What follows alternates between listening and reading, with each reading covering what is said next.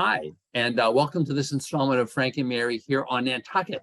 If you haven't seen the show before, my name is Art Bergeron. My day job is as an elder law attorney. I've been at the Salt Marsh a number of times. I know quite a few folks on the island now, but this show is not about law. It is about my friends Frank and Mary. If you've been to the Salt Marsh presentations or seen the videos, which the folks at NCTV are kind enough to broadcast, the seminars that I do, you know that Frank and Mary's goal in life is to live in their house until they die and be buried in the backyard. And if you identify with that and want to stay right here on Nantucket, then that's the reason for watching the show. Although I had to say, I'm actually doing this show, I hate to say this, from the other island where I am on vacation. So if I look a little distorted, it's because of the breezes or whatever affecting the visibility on the other island. So with me is my wonderful co-host, Alison Forsgren, because it's like everybody seems to know Alison, because she's been here forever and she's the day job is as a broker and she's a counsel on aging. So usually she finds the guests, but I find myself actually knowing these guests and being able to introduce them, because one of the other things that I do is I'm on the board at NCTV, the cable station. Frank Schadt, who has been producing just a number of shows for NCTV for a long time, but who has never been on the show, I've actually got to be a guest on the show because of the topic of the show. And then Crystal Ray, whom I have not met before, is a member of the Booster Club, the high school, the athletic booster club. The show is about this wonderful project that Frank has been developing for a number of years, and we're going to talk about that a little bit, and that is regarding a documentary that we are developing and that NCTV is doing on the history of the Island Cup. So we're gonna ask Frank a little bit about the documentary as kind of the teaser, because the grand opening the grand opening showing of this documentary is actually coming up very soon. Crystal Ray, who has been active is once again been here for a long time, but who was active on the Booster Club, been a board member for many years. Going to talk a little bit about the Booster Club, the Booster Club's history, what they're doing now, and kind of where they want to be going, so that you kind of have a sense of the history of the Island Cup, and certainly which has been very connected to the Booster Club. The grand opening, which we're all hoping you will go to. This is an unvarnished ad for this grand opening that we're hoping you can participate in, right? And then hopefully you'll know kind of more about why it is that you want to be supporting this, not only so you can see this great documentary, but also kind of moving forward. So Frank, can you kind of start us off on this, on just kind of talking about the evolution of the development of this documentary and why you found it so interesting? Oh, excuse me, Arthur. Yes. You have your favorite question that you have my question. I would just realize. So the one question that I actually get to ask always is, how did you get here? So to Frank and to Crystal, let's do Crystal first, who has, I think, been here for quite a while. Crystal, how did you end up on Nantucket, or have you always been here? You know, everybody on Nantucket's got a story. So what's yours? I was born on Nantucket. I am a 6th generation Islander native. And my connection to the Boosters Club is pure and simple. My grandparents, my parents, myself, my brother, my husband, who is also a 6th generation Islander, his family, and now our children were all and are whalers. That's great. So did you ever leave, or have you literally always been here? Did you? No, I left after graduation in '94, moved up to Boston, attended college, and then you come back for summer, but here I am. Here you are, and here you are, and so but I assume you had met your husband to be before you went away to college? Well, we both went to the same high school, very small back then. I had 35 kids in my class. He had 32 or 28, I think it was. And No, I mean, I knew of him, but no, Sconset and Nantucket collided when we found each other. So that's what we said. A Yeah. kind of a sub competition within the kind of a larger, right? So Frank, what about you? What about you? How did you get here? You obviously become totally addicted to Nantucket, but how did you find yourself here? Well, in some ways, I'm not that unique because I hear a lot of people say, well, they came to Nantucket for the summer and they just never left. That sort of describes me. I'm from the Philadelphia region. I don't have family on the islands. It always seemed like such a luxurious and out of reach place that I thought I would be stopped at the ferry. And they say, let me check your bank account Where's first. your ID? Yeah, like you're not on the, on the list of wealthiest people in the world. So when I came, my time horizon was 6 months. But one of the first things I did when I arrived was I got put on these shoots that went out to different parts of the island. I found out about this place called Sconset in Nantucket, and I saw a beautiful sunset down there. And I was kind of amazed that people were so welcoming here because I felt like an imposter every time I'd go to one of these locations. But then towards the end of the fall, I was looking on YouTube and I was just searching for Nantucket to get a better sense of the community. And I saw a video that was very grainy. It looked like it was from a cell phone from the mid-2000s of people next to a bunch of cars, and they were all celebrating. And the title said like Football Championship Island Cup, and I couldn't make anything else out. But then I remember the camera turned away from a car, and behind the car was the ocean. And I realized they were on a ferry. And that really got me interested. I was like, what, they're taking ferries? And I said, well, I guess that makes sense. They'd have off-island games. And because of that video, I started asking questions. And within a month or 2 months after I started, I was already trying to pitch this project to my boss. And so you came here, did you specifically come because you had the job already at NCTV? No, I was looking at the newspaper, and I was trying to convince them that they needed to do more video journalism. And I knew it was a long shot, but again, I wasn't putting my eggs in the Nantucket basket. I was thinking more of New York or at the time DC. And they said, no, we're not interested in going that direction, but they happen to have a classified section on their website. And I was shocked. I was like, there's a TV station on Nantucket. I thought I'd give them a shot. And that's why I thought this was just going to be a summer job, because I didn't even know that there was a community station on the island. Right. Well, welcome. That's- Thanks for coming. Yeah. Hmm. I'm glad to be Thanks there. for being born here, Crystal. Thanks.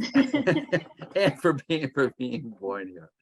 So can you just tell us a little bit about the process that you went through in order to really, because you've been the one producing this documentary kind of from the beginning, and in many ways kind of on your own, I want to say in your spare time, but you've been kind of working on this for a long time, and I think it started even before COVID, didn't it? Yeah, I joined in 2018, and that's when I started filming. But lucky for me, the rivalry has been white hot since 78 at least. So the ingredients were there for an interesting project, and that's how it developed. I'd film a little bit, and the idea was just to film like a 5-minute segment or something like that. And then I would talk to people, and I'd hear coaches on Nantucket, like Vaughn Machado and Joe Perry, talking about this exciting story that had happened a previous year. Or I'd talk to a player, and they'd be like, well, my father played in it, or my mom was a cheerleader. And so I kept on coming back to the practices when I could fit in the time. But it was difficult in the beginning because I remember specifically filming, it was raining, and I had an expensive camera. So I backed up the van, because they don't stop practice in the rain, not always. So I backed up the van so that the back of the van doors that opened, I could be inside on a tripod filming the practice. And I was in telephone meetings for completely unrelated projects as I'm trying to tilt the camera left and right to film the practice. And the people had no idea that I was trying to film 2 projects at once, except my boss. For the record, my boss knew that I was doing this. And so in the beginning, the scope was so much smaller than what it's become. It's very different now. By the way, just remind us, and what is the day of the first showing? The premiere is on October 21st at the Dreamland Theater on Nantucket. I kind of, to either of you, do you know when the Island Cup is this year? The premiere is on a Friday, so not the Saturday that's the next day. It's the Saturday after that. And I know you've got like a jillion, literally a jillion hours of tape, but what have you, what is your type? Because you're actually kind of overseeing now the post-production, right? I'm editing it. Overseeing it. I'm the one doing it. You're the one doing it, right? So we're actually pulling you away from the editing. Well, I want to say the editing machine. I'm just so old, you know, the editing or whatever. Yeah, right. I'm in a dark room right now. Can you just kind of talk about, you know, a little bit about, you know, like who you've talked to and kind of what you've done that has given you the ability to really produce this, and how long you anticipate the final product's going to be? I'll take the easy question first. The final video will be about 30 minutes. I don't know the exact runtime, but in that ballpark. And the idea has changed a lot. Like I said in the beginning, it was just to film a few practices on Nantucket. Then it was to film the game. And then we said to ourselves, let's go to the vineyard and get their side of the story. So we did that in 2018. And the vineyard was so hospitable. I want to give a shout out to the Dockside Inn in Oak Bluffs, because they put me up for free because they believed in the project when it was still early days. And then the next year, we decided we wanted to do it again to tell more of the story. But as time passed from collecting that footage, which I think amounted to 150 hours of footage. I mean, it was crazy how much footage we got. We started thinking, the story doesn't start in 2018.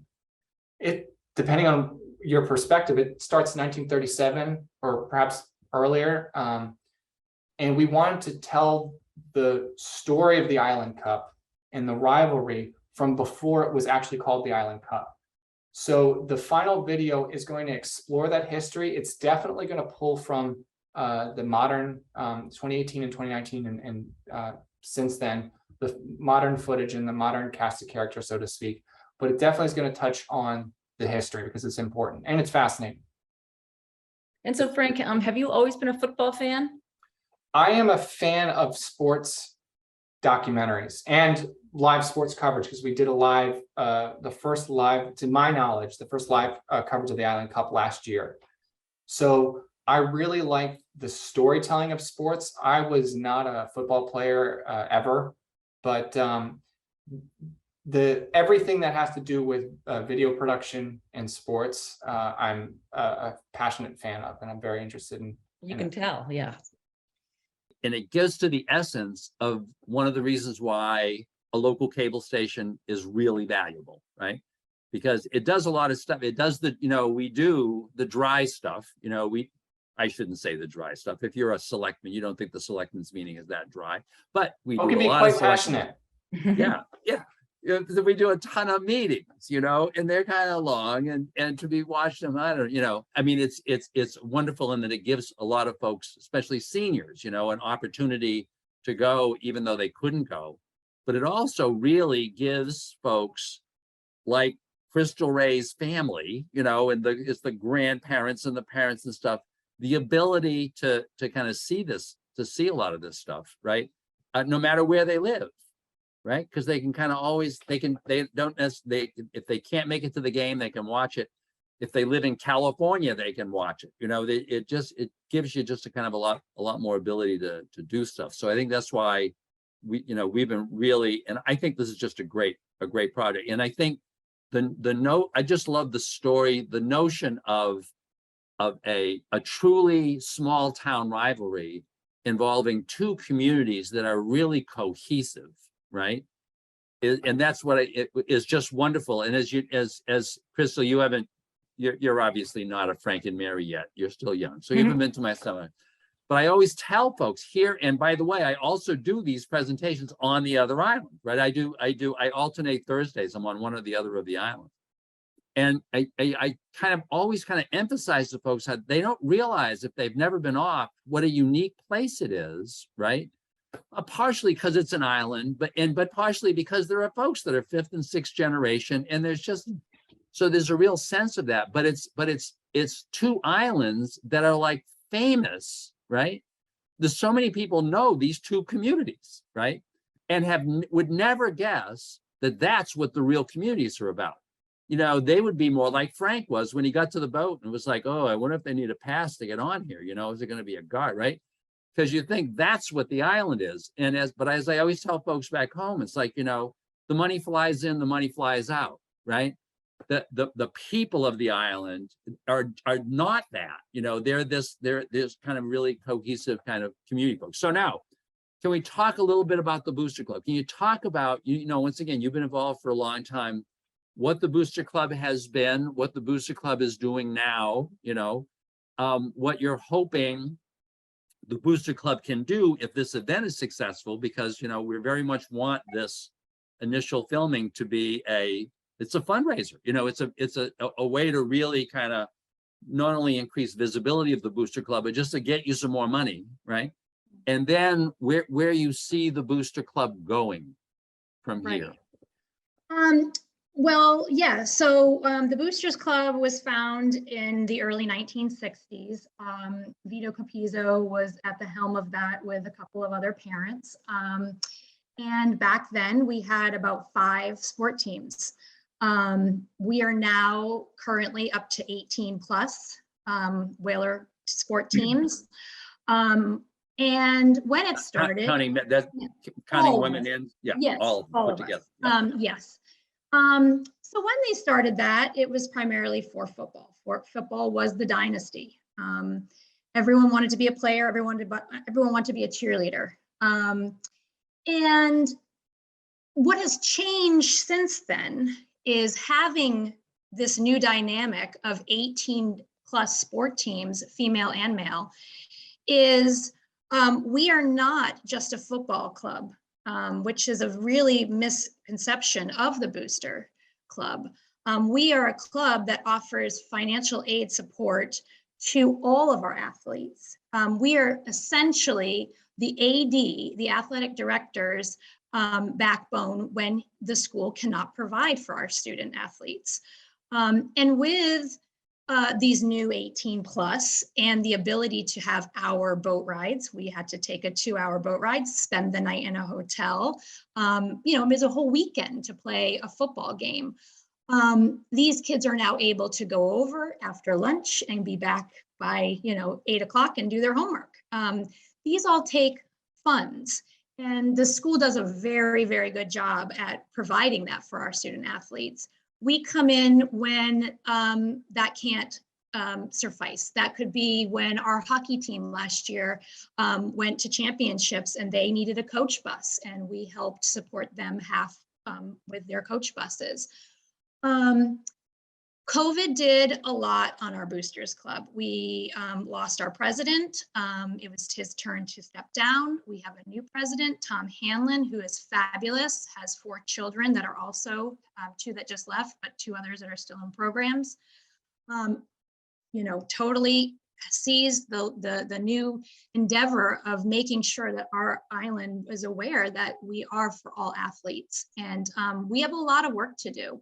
And having this documentary will really, really do us well for all of our athletes. So not only are we celebrating this amazing football tradition and culture, other athletes will benefit from the proceeds of this. And that speaks volumes for me, at least, because yeah, I mean, it's very special. It can make you teary thinking about how special the rivalry is. And it's not now just football, it's all the sports, because we will travel, all sports are traveling on the 29th in a chartered boat. All of us are going over, and every single one of those kids want to win. And it's going to be an amazing day. That's terrific. That's terrific. And the notion of, I think I had met Tom, and I think he had given me this statistic, which of course I forgot, right?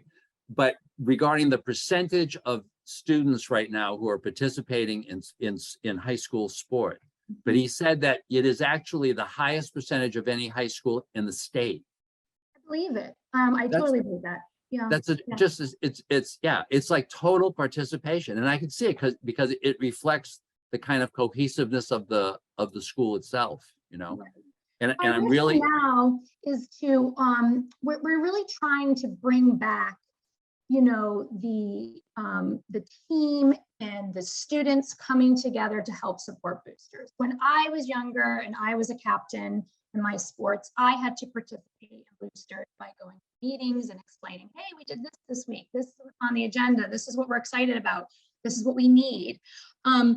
That kind of took a backseat because of COVID as well. But we really want the children to get back involved. And when it comes to helping out at the Booster Shack, which is, you know, right on that football field, we're really trying to seek outside support from our community members. We've kind of tried to pledge also to the elderly community, if you want to come down and, you know, sell a couple of shirts and just be out in the public. Or if you are a student who's passionate about art, could you make us some posters? Could you come down? We're trying to, you know, instill that Whaler pride within the school, and hopefully we can get some more students, not just student athletes, but all students to be part of the Whaler pride. just to be involved. And I know that from NCTV's perspective, I know that that gets discussed a lot, is this obviously the coverage of all of those sports now, right? And it's really a challenge. I know one of Frank's initiatives at NCTV has been, he's always been pushing us to be trying to encourage folks, typically parents, you know, who have an athlete who's in one of these other sports, to really learn to use the video equipment, so to be able to so that we can really be expanding the reach of the production, right, as much as we can. So can we talk a little bit about the fundraising here? You know, a little bit about what we're trying to do through the event. Can you kind of talk about? I know that from NCTV's perspective, we knew that, you know, Frank has spent a lot of time on this, but we knew that we had some fairly serious post-production things, and so several of us on the board got together and to become co-sponsors. And I know that you and Jana and others have Jana Duarte and others have solicited some businesses on Nantucket to be co-producers here. But can you speak to, you know, how the event's going to run, and, you know, what it's going to cost, and how people can get involved, and all of that jazz? Sure, and maybe Frank. Yeah, maybe Frank can chime in as well. From the booster side, we are having a cocktail hour where guests can come for $100 ticket and spend some time upstairs, have 1 or 2 cocktails, chat about old times. There will be some photo opportunities up there. Yeah. We're also going to have some current football players and current cheerleaders walking amongst the crowd. Then our hope is to move everyone downstairs, where the showing will be for the public. I believe we're doing $25 tickets. That's all going to go through the Dreamland, who will be releasing those tickets very soon. And there we're going to a 50-50 raffle, so it's sort of like a football game. There's going to be a wonderful auction that Adrian Lombardi is kindly putting together for us, that has some Island Cup rivalry package. You get a boat ticket with your car, and you get some breakfast sandwiches, and that's going up for auction. So that's really what we're doing on our end, but just try to get the kids involved and have them amongst the crowd, what we're trying to do as well. Frank, you want to add anything to that? I'm sort of curious. I mean, who are the other sponsors? I mean, who, you know, it's nice to hear what businesses are supporting this pretty big project. We started this project back in 2018, and it's 2022 now. It was stuck on the back burner for a long time, and the only reason that it left the back burner, there's actually going to be a premiere this year, is because of our sponsors. And Arthur's been leading that charge. He donated to the film, and also Bartlett's Ocean View Farm, Penny Dye of Atlantic East Nantucket Real Estate, Dan Driscoll, our board president, the Nantucket Booster Club, Permits Plus Incorporated, Tom Hanlon Landscaping, Mark Willett from Island Environmental Services, and Waterworks of Nantucket. All of these sponsors have helped us cover the huge production costs to make this film a reality. Now, that's different than when you go to the premiere and buy a ticket. Our goal is to get all of our production costs covered so that when that event happens, 100% of that money goes to benefit the Booster Club. If you'd like to donate to NCTV to make sure that happens, please visit our website at nctv18.org. And on the homepage at the top, there's a banner that says Island Cup, and that's the name of the film and the Island Rivalry. And if you go there, you can donate to us to help us cover those production costs. We had estimated that the cost of the post-production was going to be about $25,000. And so the names of the folks that Frank just listed are all folks who have all contributed $2,500. And if we had 10 of them, we'd be at $25,000. So if you would like to be one of the producers, we'll put you right up there in lights as a result of being one of the co-producers for $2,500. We'd love to do that. Any contributions are appreciated, but I think to emphasize, as Frank has said, any funds that NCTV raises above the amount that was necessary to just cover our costs are all going to the Booster Club. So this is a really important project. I'm so happy, Frank. Thanks a million, Alison, for letting me do this show. I really wanted to kind of get these folks on the air. I think it's an important project for the island. Thanks to Frank, you know, another one of these off-islanders who's done a wonderful thing, really contributed a wonderful thing. Thanks a million, Crystal, right? Yes. For what you've been doing, for what you're going to be doing. I hope the event is a big success. My wife and I have booked rooms at the Jared Coffin House so we can come over and come to this event. We're very excited. And folks, thank you. I think, you know, I bet you everybody who is watching has got some kind of connection to the Island Cup, right? So if you want to get tickets, you know, please, you want to buy tickets, you should be going to the event. We look forward to seeing you. And Alison, thank you very much once again for agreeing to do this show. And we'll hope to see you on the next installment of Frank and Mary here on Nantucket. Thank you very much.